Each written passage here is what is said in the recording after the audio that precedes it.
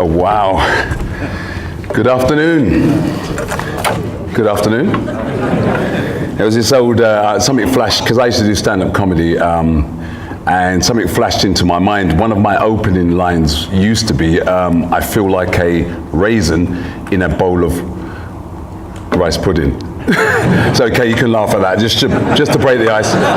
You know what I mean, right? Yeah. And that's why it's so amazing for me to be here today, because when I was invited to talk down here, and I do notice that I'm not in the paperwork anyway, so it's kind of like a shock value guest. I'll have a word with you about that later on. But it gives me such, I mean, what I'm trying to do in the community kind of goes hand in hand, but with what you're trying to do, but I'm doing it alone. And so to be invited here to talk amongst such different processes that are happening to help young people in our community, it really does mean a lot to me. So I said to my son today, I'm coming to talk to the police, and he said, oh dear daddy, what have you done now? And I said to him, no, it's going to be a really good experience, because how often does somebody who is embedded in the community get the opportunity to speak at an event like this? And so when they asked me to put something together, it was almost like, wow, what could I put together? Because these guys are all professional. These guys are all out there changing lives. And then I realized, but I'm actually changing lives as well. Because I'm actually going out, and I'll tell you, my organization consists of two people. That's me and my wife. And literally that's it. And we go out into the community and we outreach to young people. Different methods we use. We run workshops which are, for some reason we don't seem to be able to get funded, so we run them anyway with our own money. We also run outreach programs. Today, when I leave here today, I'm running a peer grooming workshop, which is basically a facility we've created to offer young people a drop-in center. So whether they want to come in and speak to somebody just en route to something else, it's important that they have that in the community. So we offer them, young people those facilities. And I don't know if some of you have seen some of the times I do these rants on videos, and I make these videos that shock parents into paying attention, because part of the problem that we're facing is that there is an ignorance in the community, and there is an ignorance in the sense that a lot of the parents know what's going on, but they turn a blind eye. And they do this until their doors get knocked. And this is part of the culture that we're trying to change. So we're trying to educate parents to show them that you need to be checking what your children are doing every single day. You need to be checking if your child leaves to go to school in a school uniform and comes home in a tracksuit and trainers. You need to be committed to finding out what's going on, because so many of our young boys are leaving in school uniforms and coming back in tracksuits. And me as a parent, and I've got 5 boys, not one of my children could come in dressed other than what I put them in. But these young boys are coming in tracksuits that are £200-300, and nobody is questioning these young people. So I'm having to challenge parents about, why are you not paying attention? Why does it take somebody else to come up with a process of how you should safeguard your own child? Why should I be knocking your door or posting a video on Facebook or Instagram or one of those platforms telling you, by the way, checking on your child every now and again? Because what we're finding is a lot of the children that we're working with, which have gone through grooming, and that's part of what we're going to talk about today, there was actually a point where they tried to approach their parents, or they tried to approach an adult. And so the children that we're being approached by cannot speak to their parents. So we're now having to bridge the gap between, it's quite ludicrous when you think in this day and age you can't speak to your child, and you have to call somebody else in, or your child goes to seek somebody else before they can speak to you. So this is part of the problem. And what we're finding as well is, which we'll go into the slideshow, is when something does happen in that family, it's almost a pretend shock value. It's almost like, I didn't think he was doing, you knew he was doing that. Yeah? So we're facing this epidemic of parents that know their children are involved in gangs. They know their children are receiving money because they're taking money from them. So I'm having to go out into the community on a day-to-day basis. I did a video the other day, the BBC filmed me, and I was walking around, and we saw somebody get mugged. But the whole point of the video is to shock parents into understanding that if you don't pay attention to your children. It's all good having, you guys are wonderful, you're all professionals, you're all out there looking out for children, but the parents should be the first port. Yeah, and I'm coming from the old values. I mean, I went through the whole criminal system when I was young. When I was 15, I was arrested for carrying a knife. I was sent to prison. I did all of that, and so that's why I go into the communities to talk to young people about that. Because young people often ask you, "What do you know?" So they'll come in this room and they'll say, "Well, what the hell do you know about what I'm going through?" So it's really important to know what they're going through. And as a parent, you know your child. I don't care what anybody says, he's going off the rails, you know your child. You know that he's exhibiting behavior which is different to a year ago. You know that he's coming in late. You know he's got new friends now, or some of the girls you know they've got new friends now. You know that they're going out late at night and not coming in, but you're turning a blind eye until somebody knocks your door and says your child's been stabbed or arrested. And this is where we get in the phone calls. And I say this lightly, it's just, me and my wife there, we get phone calls every day saying, "Can you come and speak to our children?" And I think it's a great job I do. I love it. Nobody pays me to do it. And I get to do it whenever I want. But that shows you the level of the work needed in the community. So it's all good you guys doing this part, but there's a communication breakdown happening in the community, and it's embedded in the community, and it's a popular belief in the community that things have gone, for better want of a word, arse up.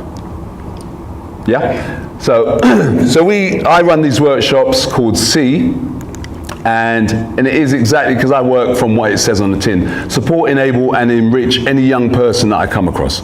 So we open our doors and we work with these children, and what we're finding is that we are addressing popular culture. And so the music playing in the background, as an example, because has anybody been out to a disco and danced to this? I doubt it. But listen to this for just 5 seconds. Can you imagine if somebody said, yeah? It'd be weird. Right, so this workshop I ran entirely on this one record. Can you stop, if you stop that? And that record there, I'm going to go into this in a minute. That record there, it didn't mean anything to you, listen to it. But we asked a group of 30 young people to break down what that record meant, because I was like, why is everybody dancing to this? Why is everybody listening to this? And that one record there included 3 different types of drug taking, disrespecting women at all levels, and the levels of crime in it are ridiculous. So what we do is we print the lyrics off. So we go on the internet, we print the lyrics off, and we give it to them without the music. And do you know the weirdest thing we found? They didn't know the song. So it's almost as if they're being fed, and this is going into a conspiracy side of it, but it's almost as if they're being fed, and young people buy into it because it's popular culture. So young people do as they're fed. Does that make sense? So if they're listening to it, they will reenact it. One of our principles is that the child is never the behavior. So no matter what the child has done, there's an area where that child is not, that's just your behavior. Yeah? You are still somebody's child, you have a parent, you are still value on the earth.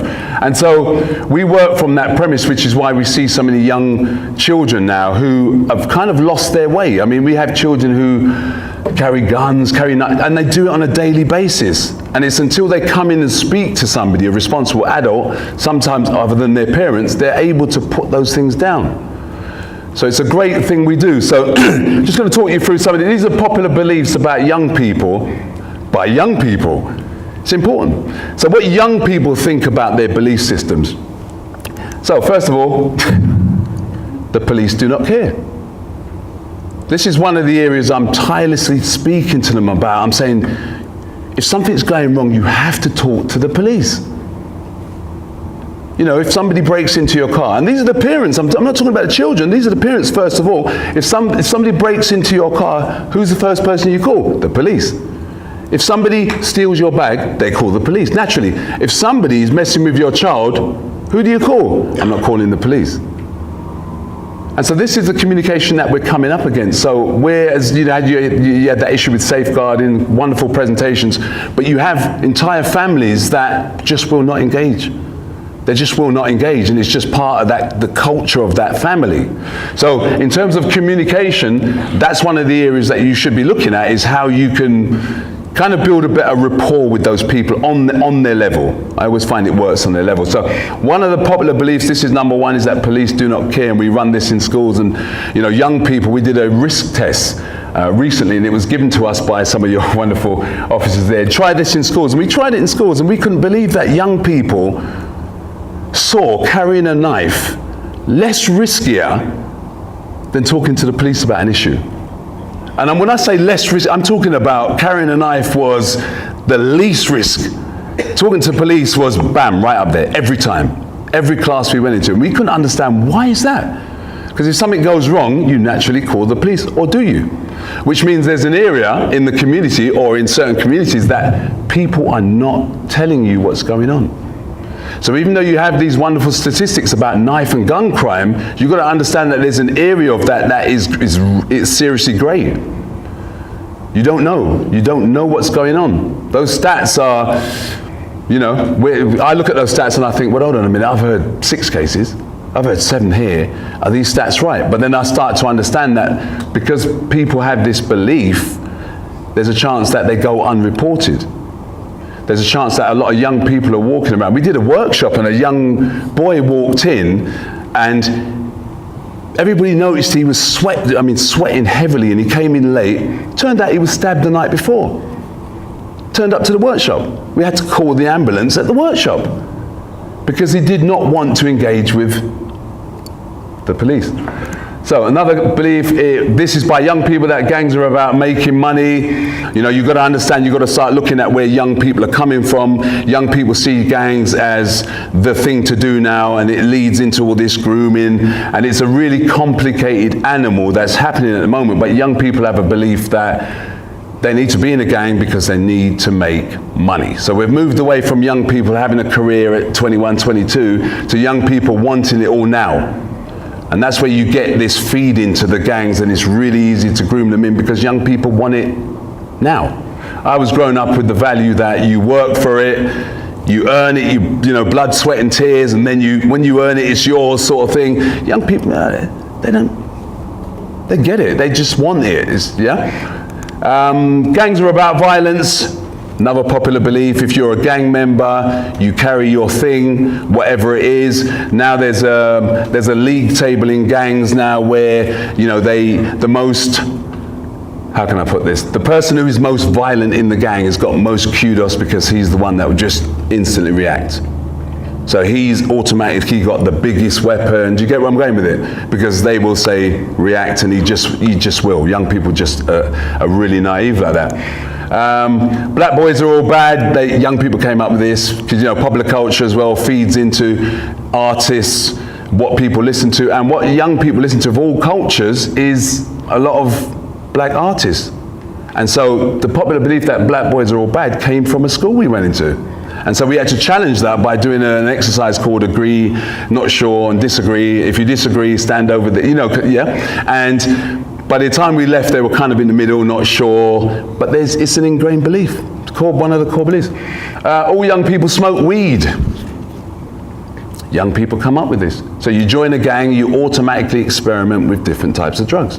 One of the most common is obviously the weed. And this is seen as, you used to have tobacco, cigarettes as the gateway drug, or a sip of alcohol now. Young people are encouraged to smoke weed straight away.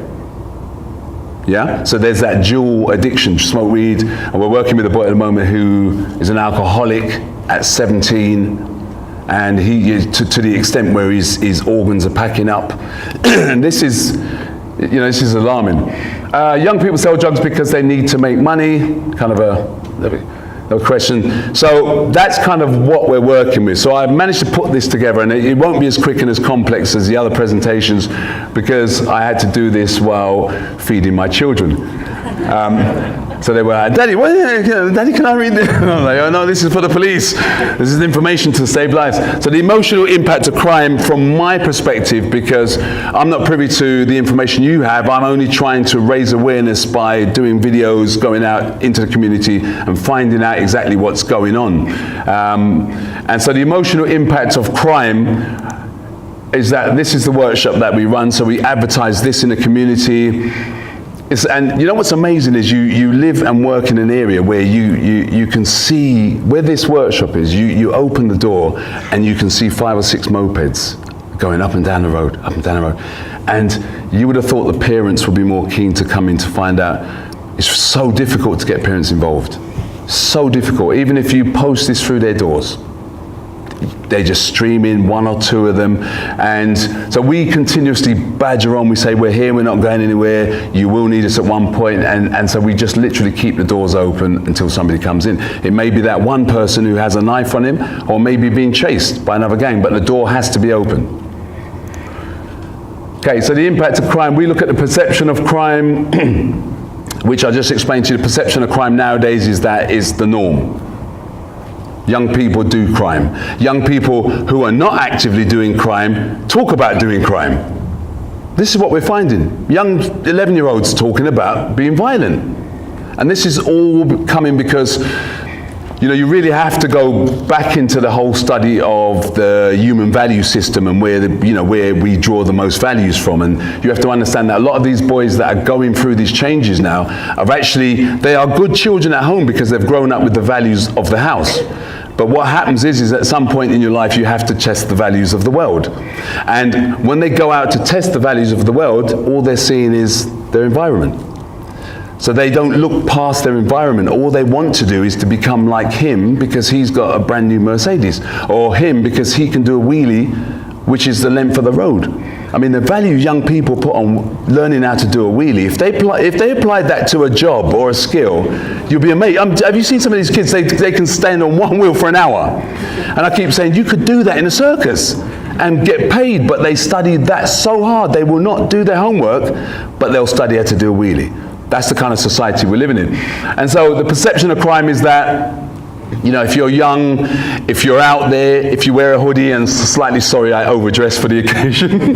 When I walked through the door, imagine my shock, I was like, wow.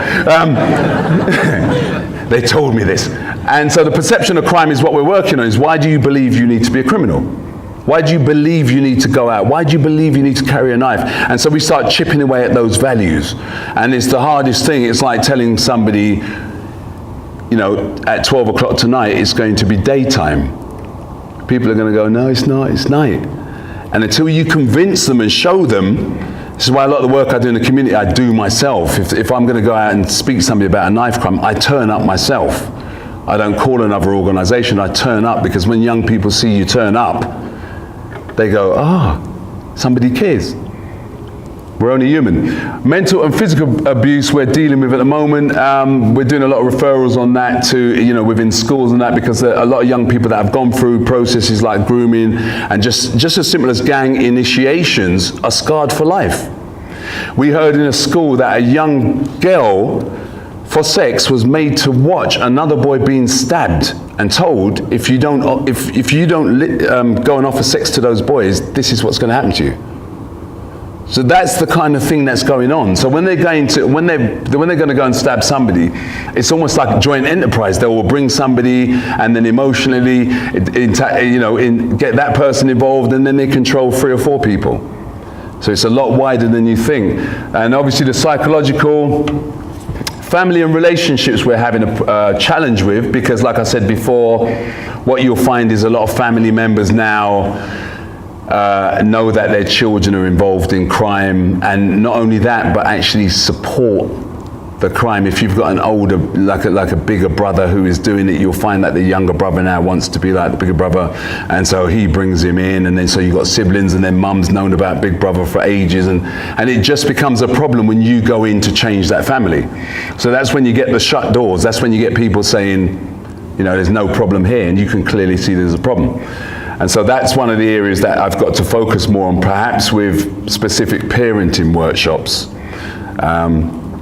Education, I've always gone on about. I've been in education for the last 20 years. The last 8 years I worked as a mentor in a primary school, and I did that because I saw that one of my sons was at risk of going down this road. So I went and got a job in the school.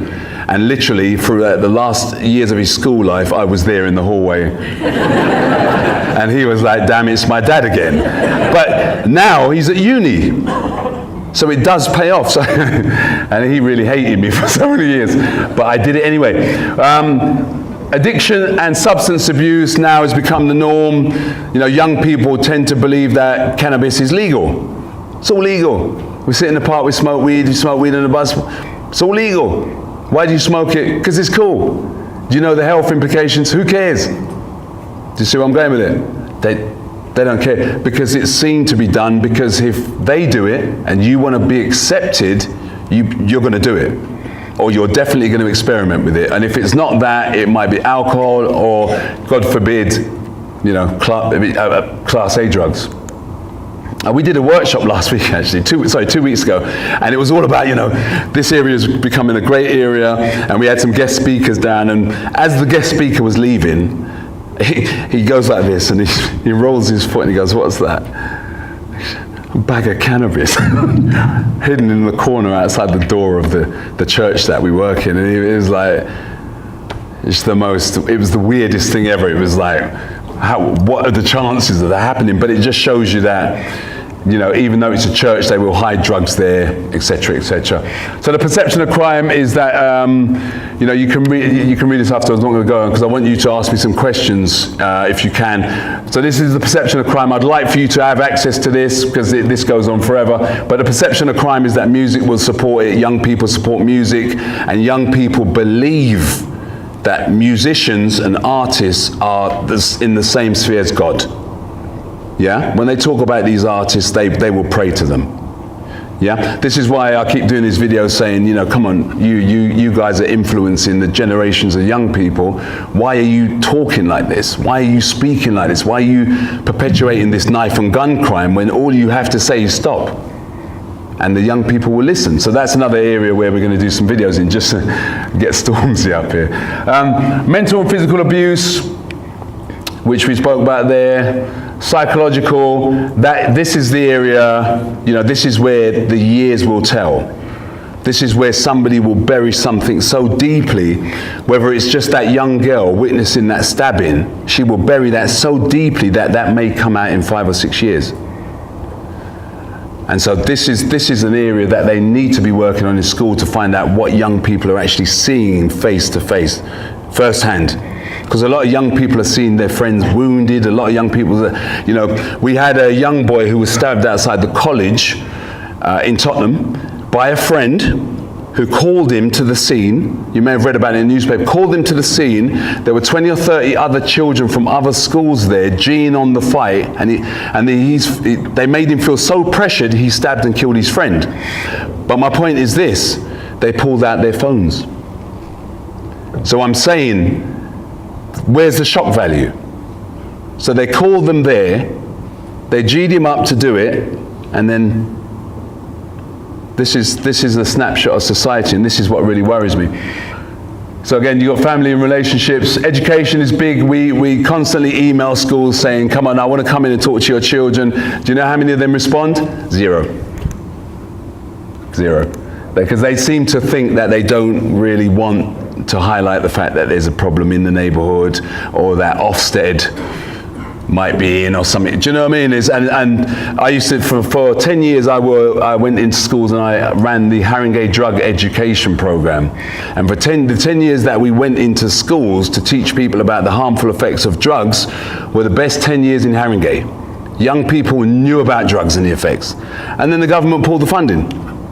So we were made redundant. Then it was the onus of the teachers, if they wanted to teach their pupils about drugs and the harmful effects. And I couldn't see the sense in that. And so now you've got an epidemic now where young people, just 10 years on, because we always work in measures, don't we? If you pull something away 10 years ago, 10 years time, you're going to measure it again. And now we've got the use of cannabis gone through the roof.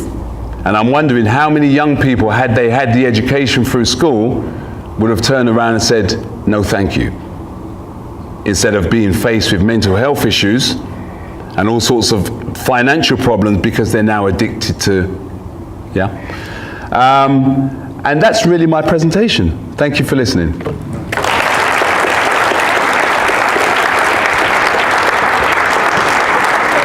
Thank you. Is that all right? Well done, Paul. Thank you.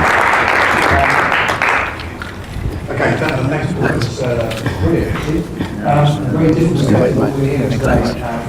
I'm sorry, there was a question. It's not just me, is it? I'm sorry.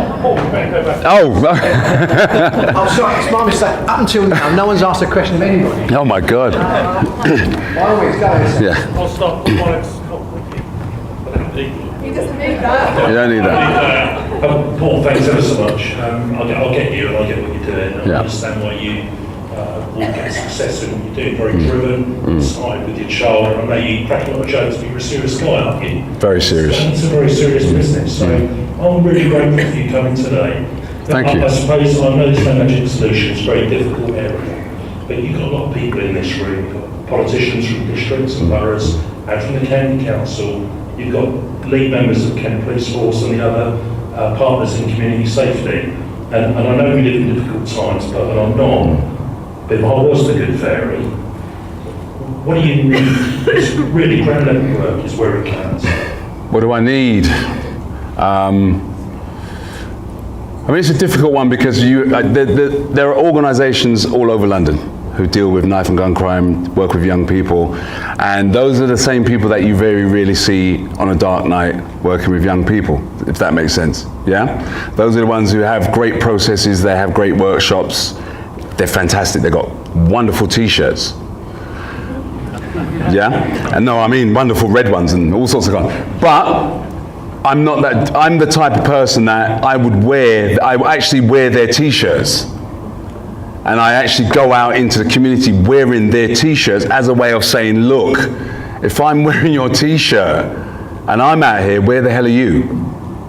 And so in terms of what I would need would be more people to step up. And this is the whole point that we run these workshops that we don't receive funding for. We pay rent for a hall.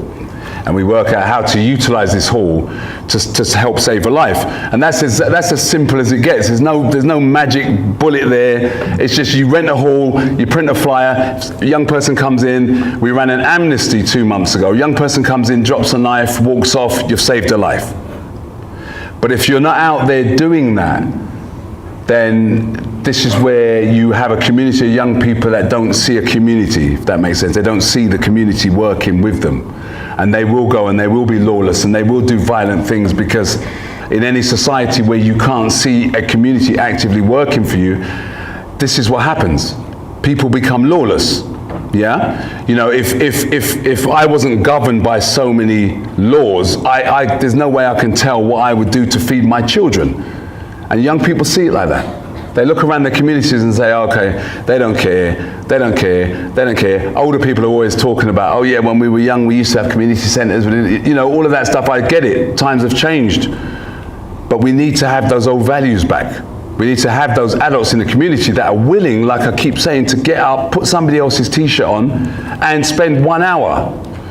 You know, we came up with a whole concept last week of I know it's a bit radical name for it, but it was like a community police force called martial law. But it was as deep as that. I was going to create a t-shirt called martial law, and what it was is that then I would sort of reach out to all these men in the community that keep saying, we're going to change things, we're going to change things, and you never see them. But literally, first I'm going to go to them and say, look, for 1 hour a week, that's all you're needed for, 1 hour a week, and we have a rota, so for 1 hour a week you stand on that corner there as a deterrent when young children are coming out of schools. And that's all it needs. It needs 20 men to give 1 hour a week. And I did a video about this, and I called for 100 men to change this community. Do you know how many men responded? 6. And of those, 3 of them called back. And that's how it goes. And then you'll end up with one man who comes down and says, how can we change this? And you say, well, you know, the desired effect is that we need 100 men. Because we need that to be working in South London, we need that to be working in East London, and it's all under one banner. I don't get it. Do you understand why it's such a problem to just have everything in one place? I don't get it. You know, if you have so many different processes, then, you know, a young person's going to go, oh, I've got to speak to him, got to go over there, got to go. But if you've got one person or one website, where a young person could look at that website and say, this is what's, there's nowhere to go in this area, or is there? Let me type in my postcode, and then you've got 60 organisations with things to do. That's all young people want, right? So my answer to that is, what would I want is I would want somebody to probably fund a website like that, where you can get all the organisations, even everybody here in one place, and stop faffing about with this. We do this, and I mean, I've been to some meetings where you go, literally the standoff between two organisations, and you go, no, we do it better, and you go, no, they do it better, and you think, what the hell are you talking about? You should be doing it together. Yeah? So my dream would be to just have everything where I could tap on a website, something called something teenager, whatever, and a teenager knows that, and he can tap on and go, where would I get advice about cannabis use? And he could tap on that, and there's 50 organisations there in one place. And then we market that single name. How simple is that? Any more questions before I sink back into that bowl of rice pudding? Sorry. Is that it? Yeah? Thanks, guys. Thanks. So glad you asked. Okay, moving on to Tim Woodhouse from Kent County Council for Public Health. Is that right? Which will lead a round table discussion, hopefully, follows this paper.